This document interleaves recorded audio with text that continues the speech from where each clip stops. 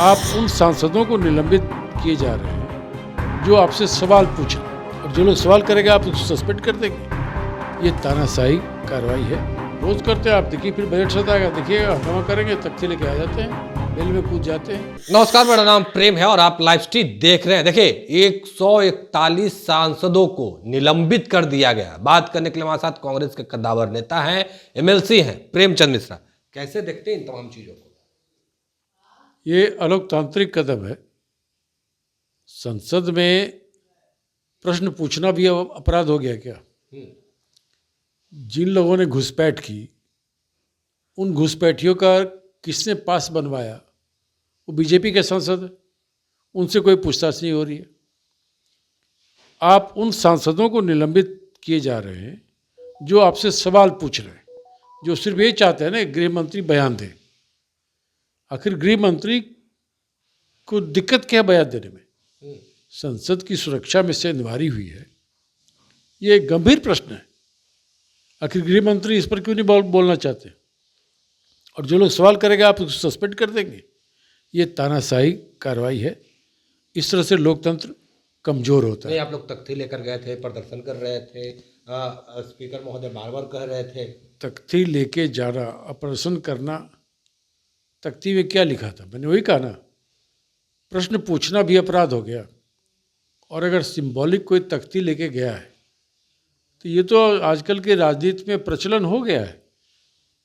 हम लोग तो बिहार विधानसभा विधान परिषद में देखते रहते हैं, बीजेपी वाले रोज तख्ती लेके आते हैं, हंगामा करते हैं।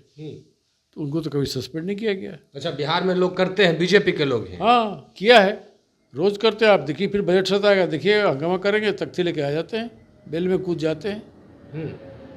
तो आपको अगर कोई मापदंड है उसको फॉलो करना है तो संसदीय परंपरा में उसमें तो एकरूपता होनी चाहिए ना। कहीं आप कार्रवाई करते हैं, कहीं उसको नजरअंदाज करते हैं। जो भी हो रहा है, बिहार में तो आप लोगों की सरकार है, सरकार है, स्पीकर किसी का नहीं होता है। मैं क्या कह रहा हूँ, अगर परंपरा को तोड़ रहे हैं तो उसी परंपरा को दूसरी जगह पर अनुसरण क्यों कर रहे हैं? लोकतंत्र में, संसदीय राजनीति में कुछ शुचिता होती है, उसको तोड़ने पर आमादा है भारतीय जनता पार्टी। सवाल पूछना कब से अपराध हो गया भाई? गृह मंत्री बयान दें, कौन लोग घुसपैठिए थे, उनका क्या लिंक है, क्यों इस तरह से उनको लापरवाही बरतने के बाद भी कोई कार्रवाई नहीं हो रही है? ये तो सुरक्षा भारी चूक का मामला है। ऐसे मामलों में भी बीजेपी वाले राजनीति करना चाहते हैं, ये समझ से पड़े। अच्छा, जो सांसदों को निलंबित कर दिया गया है, इस पर क्या कहिएगा? मैं उसी की बात कर रहा हूँ ना। आप सांसदों को निलंबित क्यों कर रहे हैं? वो तो सवाल पूछ रहे हैं। जिस सांसद ने घुसपैठियों को रिकमेंडेशन देके उसका पास बनवाया, उस पर तो कोई कार्रवाई नहीं हुई, चूँकि वो बीजेपी का है। तो विपक्ष, यानी कहीं ना कहीं विपक्ष की आवाज़ों को दबाया जा रहा है। निश्चित तौर पे विपक्ष के सांसदों को आप सदन से बाहर कर रहे हैं, उन्हें निलंबित कर रहे हैं। कहीं ना कहीं ऐसा करके आप लोकतंत्र को कमज़ोर कर रहे हैं।